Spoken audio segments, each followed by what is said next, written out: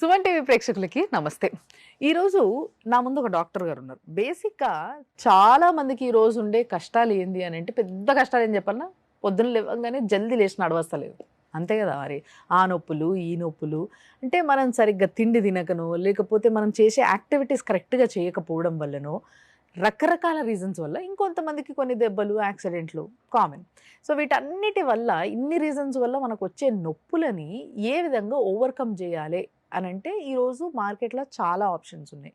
But ఏది select జేసుకోవాలి అనేది కొంచెం వైస్‌గా ఆలోచించి చేసుకోవాలి. సో, ఇప్పుడు నా ముందున్న డాక్టర్ దగ్గర ఒక మంచి ఆప్షన్ ఉంది.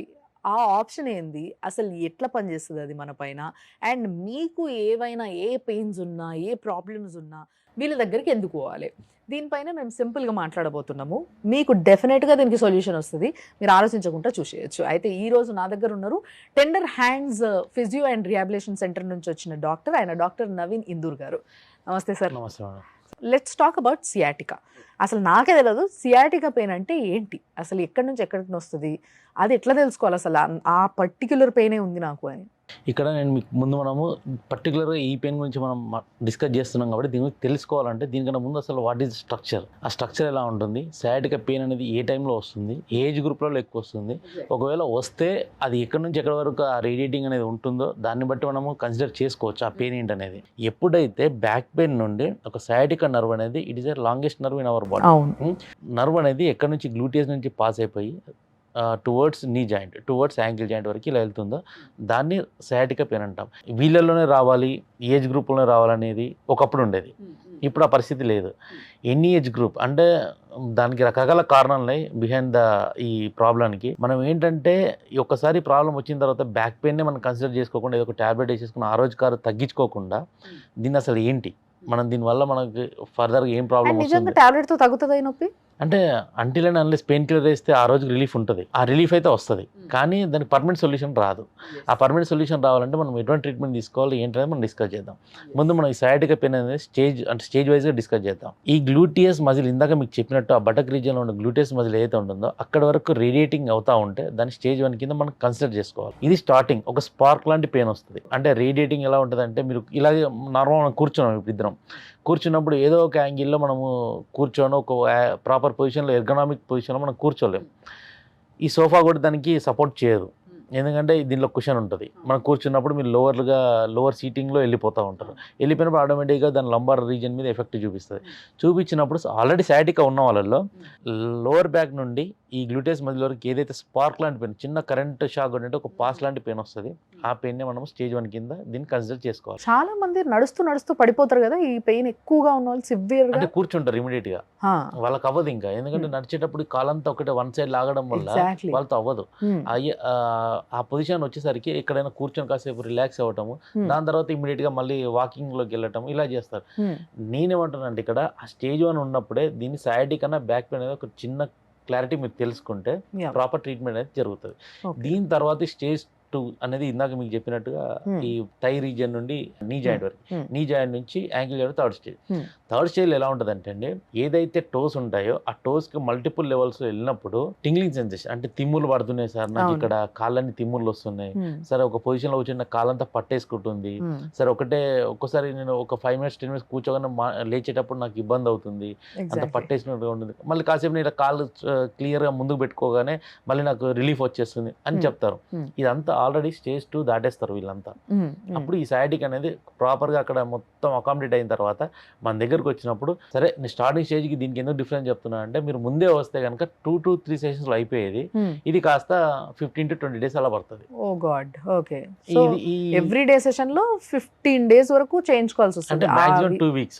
2 weeks. 2 weeks లో అయితే ఎంత సివియర్ ఉన్నా 2 weeks లో తగ్గుతుంది.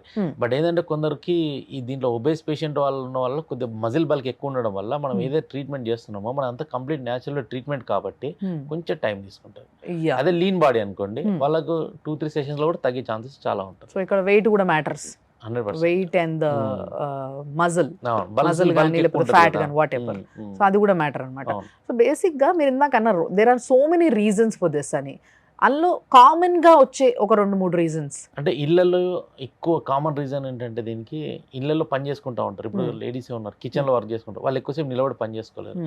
వాళ్ళు ఏదో బ్యాక్ పెయిన్ అనుకొని చెప్పేసి దాన్ని కన్సిడర్ చేసేసుకొని అది సయాటిక్ అన్నా వాళ్ళకి తెలియదు కదా, వాళ్ళ పనిలో వాళ్ళు ఉంటారు, అది సివియర్ గా వెళ్ళిపోతారు. వాళ్ళు కాసేపు కూర్చుంటారు, రిలాక్స్ గా మళ్ళీ స్టార్ట్ చేస్తారు. ఇలా ఈ రొటీన్ లైఫ్ లో ఇలా స్టెప్ బై స్టెప్ దాన్ని లోపల రూట్ కాజ్ మీ ప్రాబ్లమ్ ని పెంచుకోవడం కాకుండా మీరు ఇంకా ఓవర్ స్ట్రెయిన్ చేస్తుంటారు. సో ఆటోమేటిక్ గా పెయిన్ అనేది ఎక్కువ అవుతుంది, తక్కువ అవుతుంది, అప్పుడు డెఫినెట్లీ ఎక్కువ అవుతుంది. ఇది కామన్ గా మనం గుర్తుంచుకోవాలంటే ముందు బ్యాక్ పెయిన్ నుంచి చిన్న స్పార్క్ లాంటి పెయిన్ వస్తుంది. అదే మీకు మెయిన్గా మనం గుర్తుంచుకోవాల్సింది. ఓకే, సో ఈ ప్రాబ్లంతో మీ దగ్గరికి వచ్చిన వాళ్ళు అంటే బేసిక్గా రకరకాల ఆప్షన్స్ ఉన్న ఈ రోజులలో మీ దగ్గరకు వచ్చిన వాళ్ళకి ఆ రిలీఫ్ అనేది 1-2 సెషన్స్లో కొంచెం సన్నగా ఉండి ఇనిషియల్ స్టేజ్లో వచ్చిన వాళ్ళకి క్యూర్ అవుతుంది, ఇంకొంతమంది కొంచెం టైం తీసుకుంటుంది. బట్ దీని తర్వాత ఇంటికి వెళ్ళినాక వాళ్ళు పాటించాల్సింది ఏంటి? ఇక్కడ ఇదే అండి, మనం చేసే ట్రీట్మెంట్స్ అనేది కంప్లీట్గా 100% క్యూరబుల్ అండ్ పర్మనెంట్ సొల్యూషన్. ఏది సయాటికల్. ఎందుకని ఈ మాట చెప్తున్నా ఇంత కాన్ఫిడెంట్గా అంటే మనం చేసేది ఎక్కడ కూడా ఒక 1 టాబ్లెట్ కానీ ఒక ఇంజెక్షన్ కానీ ఏది కూడా ఇవ్వాలి, కంప్లీట్ న్యాచురల్ వే ట్రీట్మెంట్. ఈ న్యాచురల్ ట్రీట్మెంట్లో మనం అప్లై చేసే ట్రీట్మెంట్స్ మెథడ్స్ నేమ్ చెప్తాను. MFR అని ఉంటుంది, మ్యానిపులేషన్ అని ఉంటుంది, కైరోప్రాక్టిక్ ఉంటుంది. ఇప్పుడు ఇంకా అడ్వాన్స్డ్ మేము లేజర్ కూడా అప్లై చేస్తున్నాం. ఈ లేజర్ ఏం చేస్తుంది అంటే మీకు ఒక్కసారి ఆ ట్రీట్మెంట్ ఎక్కడైతే రూట్ కాజ్ స్టార్ట్ అవుతుందో అక్కడ ప్రాపర్గా పాయింట్ మనం బేస్ చేసుకొని డయాగ్నోస్ చేసుకున్న తర్వాత దాన్ని ప్రాపర్గా ట్రీట్మెంట్ చేస్తే విత్ లేజర్తో అక్కడికి వెళ్ళి అది హీల్ చేస్తుంది. ఓకే, ఇది మనకున్న ఇప్పుడు రైట్ నౌ అడ్వాన్స్ ట్రీట్మెంట్. ఈ లెక్కన వీళ్ళది టెండర్ హ్యాండ్స్ అనేది advanced physio and rehabilitation centre అని చెప్పాలా? ఎగ్జాక్ట్లీ అండి. అదే ఎందుకని అంటున్నానంటే ఇది వరకు మనం టాబ్లెట్ మన దగ్గర కూడా వచ్చే వాళ్ళు ఎలా వస్తారంటే టాబ్లెట్స్ ఆల్రెడీ వాడి వాళ్ళకి అప్పటికి తగ్గని పక్షంలో చివరి ఆప్షన్ మనకు ఇదేదో అవేర్నెస్ ముందే తెచ్చుకొని టాబ్లెట్స్ వాడకుండా మన దగ్గరకు వస్తే మాత్రం వాళ్ళకి ఇటు హెల్త్ బాగుంటుంది, ట్రీట్మెంట్కు సొల్యూషన్ దొరుకుతుంది. ఇటువంటి ట్రీట్మెంట్స్ మన దగ్గర complete natural way treatment, that manipulations, MFR, chiropractic plus laser. ఈ కాంబినేషన్ ట్రీట్మెంట్స్ అనేవి ప్రతి పేషెంట్కి వెళ్ళిపోతాయి. అంటే ఎట్ ద కండిషన్ అనేది ఏ స్టేజ్లో ఉన్నా కూడా we can deal it. So ఇంత కాన్ఫిడెంట్గా చెప్తున్నారు. అసలు చాలా మందికి సియాటికా పెయిన్తో కొన్ని ఏళ్ళ నుంచి బాధపడతా ఉంటారు. లైక్ 1-2 years నుంచి బాధపడేటోళ్ళని కూడా నేను చాలా మందిని చూసిన. సో వీళ్ళందరూ కూడా అసలు నెగ్లెక్ట్ చేయకపోతే 100% క్యూరబుల్ అని చెప్తున్నా కూడా పట్టించుకోకపోతే అది ఫ్యూచర్లో ఏమవ్వచ్చు? అదే వాళ్ళకి ఏంటంటే ఒక స్టేజ్ వరకే అలో చేస్తుంది పెయిన్ అని. ఎందుకంటే ఏజ్ గ్రూప్లో ఇక్కడ మనం ఏజ్ కూడా ఒకటి కన్సిడర్ చేసుకోవాల్సి వస్తుంది. ఎందుకంటే 30 to 35 ఏజ్ ఉన్న వాళ్ళకి కొంచెం తట్టుకోగలుగుతారు, 40 to 41 ఇంకొంచెం తట్టుకోవడం శక్తి కోల్పోతారు. దాని తర్వాత ఇంకేమైపోతుంది అంటే వాళ్ళు పడుకున్నా, నిలబడ్డా, కూర్చున్నా, ఏ యాంగిల్లో ఉన్నా కూడా ఆ పెయిన్ అనేది కంటిన్యూస్గా ఉంటుంది. ఓకే, ఇది సయాటికా మెయిన్ ఇబ్బంది పెట్టేది, మెయిన్ రీజన్, మెయిన్ కాజ్ ఇదే. ఓకే, ఏ యాంగిల్లో అంటే మీరు ఇప్పుడు చూస్తూ మనం టీవీ చూస్తూ కూర్చున్నా కూడా అది మిమ్మల్ని సరిగా ఒక 5 minutes ఏమో అలౌ చేస్తుంది, మళ్ళీ దాని తర్వాత ఆ పెయిన్ ఇబ్బంది పెడుతుంది, మళ్ళీ రిపీటెడ్గా వస్తూనే ఉంటుంది. సో ఇదంతా ఇనిషియల్ స్టేజ్లో గుర్తించుకుంటే వాళ్ళకి బెటర్ ట్రీట్మెంట్ ఉంటుంది, బెటర్ రిజల్ట్ ఉంటుంది. బేసికల్లీ ఇలాంటి ప్రాబ్లమ్స్ ఉన్న వాళ్ళకి ది బెస్ట్ ప్లేస్ ఏంది అని అంటే అస్సలు ఆలోచించకుండా చెప్పొచ్చు. ఎందుకంటే డాక్టరే ఇంత ఖచ్చితంగా 100% మీకు క్యూర్ అవుతుంది అని చెప్తున్నారు అని అంటే అంత ఈజీ కాదు అది. సో మీకు ఒకవేళ సియాటికా పెయిన్ ఒకవేళ ఉంది, లేకపోతే ఈ ప్రాబ్లంతో చాలా రోజులుగా బాధపడుతున్నాము, మేము మా ఇంటి దగ్గర ఇక్కడ ఈ రిహాబిలిటేషన్ సెంటర్కి వెళ్ళినాం, అక్కడికి వెళ్ళినాం, బట్ మాకు మంచిగా కాలే, అందుకోసమే we are telling you Tender Hands is advanced physio and rehabilitation centre. కాబట్టి తప్పకుండా మీరు అక్కడికి వెళ్ళొచ్చు.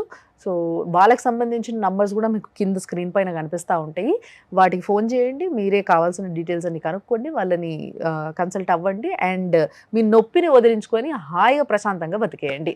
Thank you so much. Thank you అండి. Thank you. Thank you.